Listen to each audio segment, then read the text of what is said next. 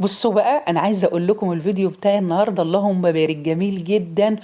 وبصوا الوصفه جديده كده وفريده من نوعها، يعني عايزه اقول لكم اول مره تشوفوها على اليوتيوب.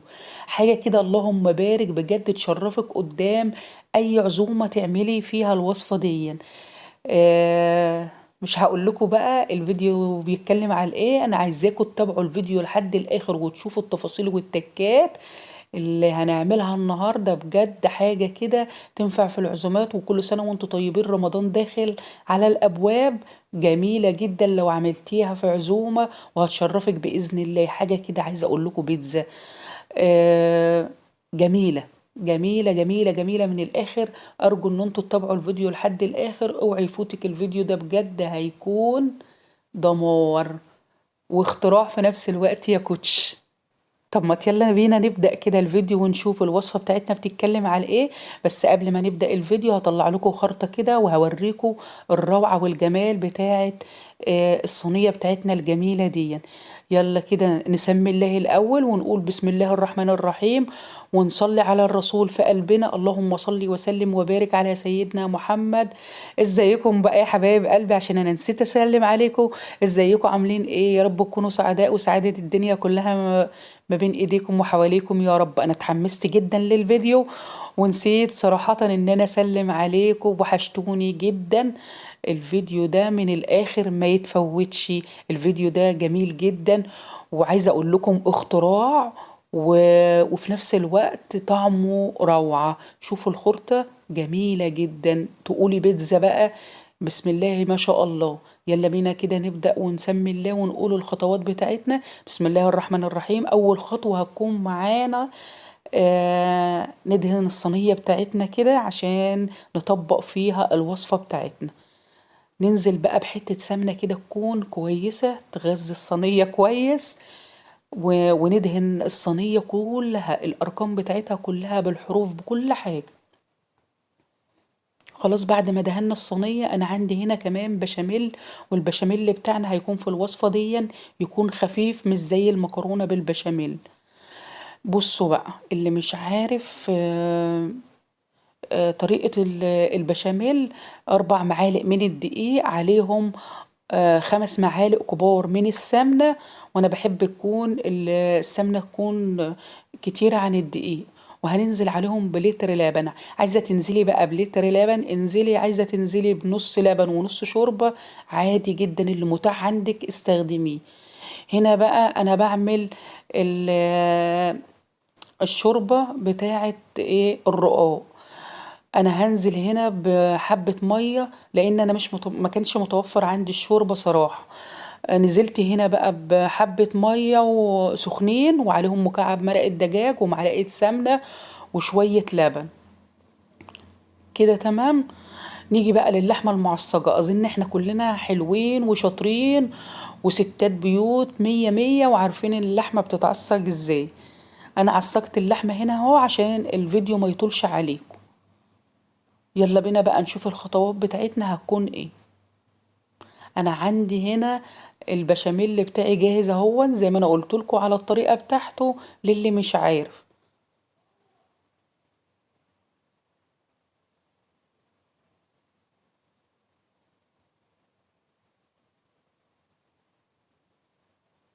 ودي كمان اللحمة بتاعتنا المعصجة، ودي الشوربة اللي احنا عملناها البديلة للي ما عندوش شوربة زي حالاتي كده.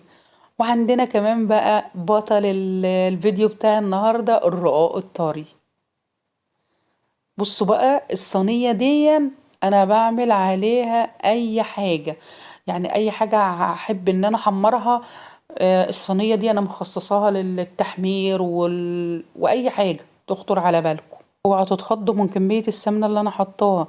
انا حاطة هنا السمنة اللي انا هسيحها وهحتاجها كلها في الوصف. انا هصفيها دلوقتي في طبق زي ما انتوا شايفين كده. هاجي بقى بصوا بقى، خدوا بالكم من الخطوات دي. هاجي بقى كل رقاقتين مع بعض، يعني كل رقاقتين مع بعض احطهم كده مع بعض وانزل بهم بقى في الشوربة بتاعتنا الجميلة دي. بعد طبعا ما اكون اديتها الملح ومظبطة الحدق بتاعها كويس جدا. بعد ما تبلي بقى الرقاق في الشوربة، بتنزلي بيه على الصينية اللي هي على البوتاجاز، والوش ده دقيقتين، وعلى الوجه ده برضو دقيقتين. ولازما التكة دي عشان الرقاق يستوي معاكي وتوصلي للنتيجة اللي انت شفتيها في اول الفيديو. كده تمام. بصوا بقى، انا هقول لكم على حاجة، وعشان اكون صريحة معاكم هي غلطة وانا غلطت فيها، فانا مرضتش ان انا امحيها من الفيديو، وعشان الامانة سبتها. عشان ايه؟ ان انتوا تبقوا واخدين بالكم وما تقعوش في نفس الغلطة دي. انا هنا الصينية اللي انا هبتدي ارص فيها الرقاق بتاعي دهنتها زي ما انا قلت لكم بالسمنة، ورجعت حطيت في القاع بتاعها شوية من البشاميل. لا، ما تحطيش بشاميل، ادهنيها بالسمنة بس وما تحطيش البشاميل. هنحط بقى الرقاقتين اللي احنا خدناهم اول مرة، هنحطهم في قاع الصينية زي ما انتوا شايفين كده. وهنبتدي ان احنا نجيب كمان رقاقتين تانيين و... وننزلهم في السائل بتاعنا او الشوربة بتاعتنا، ونبتدي ان احنا نعملها زي ما الفيديو موضح لكم بالظبط كده. كان معايا بقى كام رقاقة؟ 12 رقاق. هنقسمهم على 2، هنحط 6 في الأول، وبعدين ننزل بالحشوة، وبعدين ننزل بالستة التانيين. وهقول لكم بعد ما ننزل بالستة التانيين هنعمل ايه. كده انا حطيت 6 هما. خلاص، يبقى كده ده الجزء الأولاني من الرقاق. هنزل بقى بحشوة اللحمة زي ما انتوا شايفين كده. هفردها كويس وابعدي عن الأطراف، يعني خليكي كده في النص، خليكي سايبة حتة كده من الأطراف كويس. فردنا اللحمة. عايزة اقول لكم بقى ان انا نسيت اصلا ان انا احط، كان المفروض ان انا احط مغرفة من البشاميل. انتوا خلوكوا اشطر مني وحطوا على اللحمة، رشوا عليها مغرفة من البشاميل. هنبتدي زي ما عملنا في الست رقاقات الأولانيين، كل 2 مع بعض وننزلهم في الشوربة ونعملهم على الصينية على البوتاجاز زي ما انتوا شايفين كده. هنعمل نفس الطريقة، هنكرر نفس الطريقة لحد ما نخلص الست رقاقات التانيين. هما هيتاخدوا على 3 مرات. بصوا، انا عايزه اقول لكم بقى اللي هما الاتنين الاخرانيين اللي هما يعتبروا الوش بتاع الصينيه، انا عايزه ان انا اديهم كده قرمشه، يعني اخلي الوش بتاعهم بمعنى الاصح يكون متحمر زي ما انتوا شايفين كده.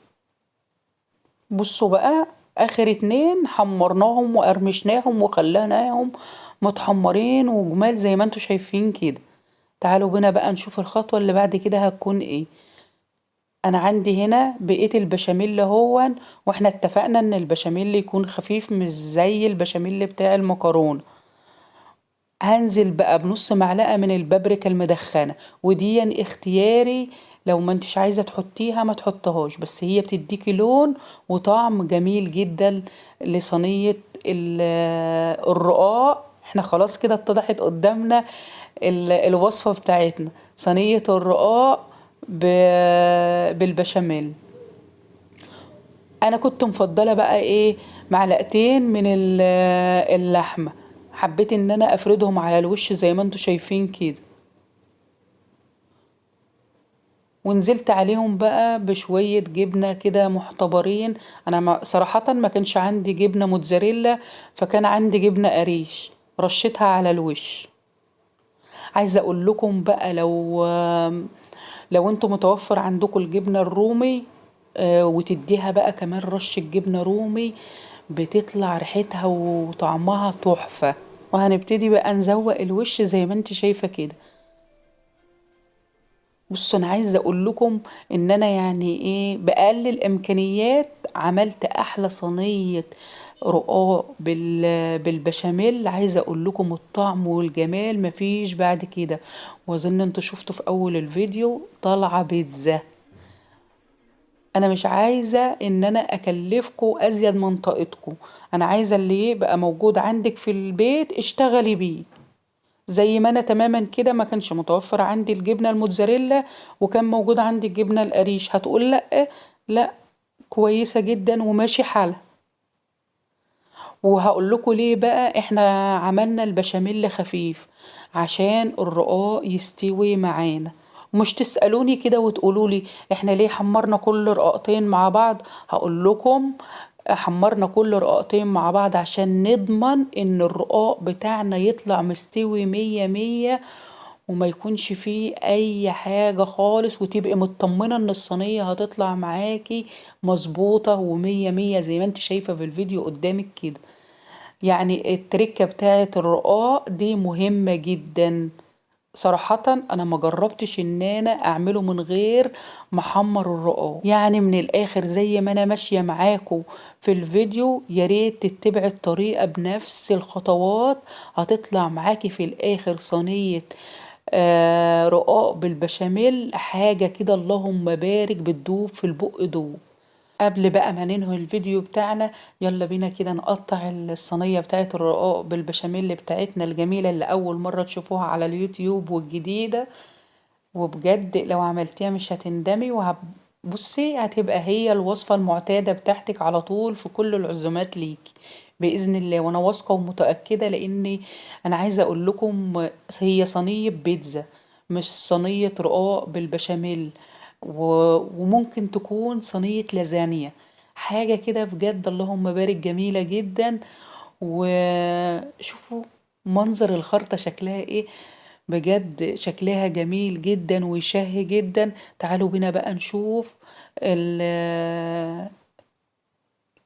الخرطة كده من جواها، نغوص كده في نغوص كده في أعماق الخرطة، نشوف جواها عامل ازاي، وهل الرقاق بتاعنا مستوي ولا لأ. وهنشوف كل حاجة قدامنا زي ما احنا شايفين كده، والفيديو موضح لنا الرقاق بجد مستوي اللهم بارك. وعشان كده قلت لكم لازما تعملوا التريكه اللي انا قلت لكم عليها، ان لازما نحمر كل رقاقتين عشان نضمن ان صينيه الرقاق بتاعتنا طالعه مستويه مية مية. تعالوا بينا كمان نشوف خرطه كده مع بعض، ونشوف ايه رأيكم في الجمال ده بقى. انا عايزه اقول لكم طعمها تحفه تحفه بجد والله، جميله جدا. واعملي بقى، يلا قومي اعمليها كده، الشجاع واعمليها و... وامشي على الطريقة بالظبط زي ما احنا عملناها مع بعض في الفيديو. يلا بقى مستنية ايه؟ شجعي بقى وشجعيني معاكي باشتراك ولايك وكومنت لأحلى متابعين وأحلى مشاهدين لقناة إيمي والعائلة. أظن كده أنا كفيت ووفيت، وبجد أنا جبت لكم أدق التفاصيل، وعامله لكم بقى فيديو فاخر من الآخر يعني. عايزه اقول لكم يعني ده كله انا ما استاهلش لايك منكم على الفيديو واشتراك في القناه. اقول لكم على حاجه بجد وبامانه، الوصفه جميله جدا وما تتفوتش، وانا راضيه عنها كل الرضا. وبكده يكون الفيديو بتاعنا خلاص انتهى. اسيبكم على خير بقى، واشوفكم بخير باذن الله في فيديو قادم. سلام.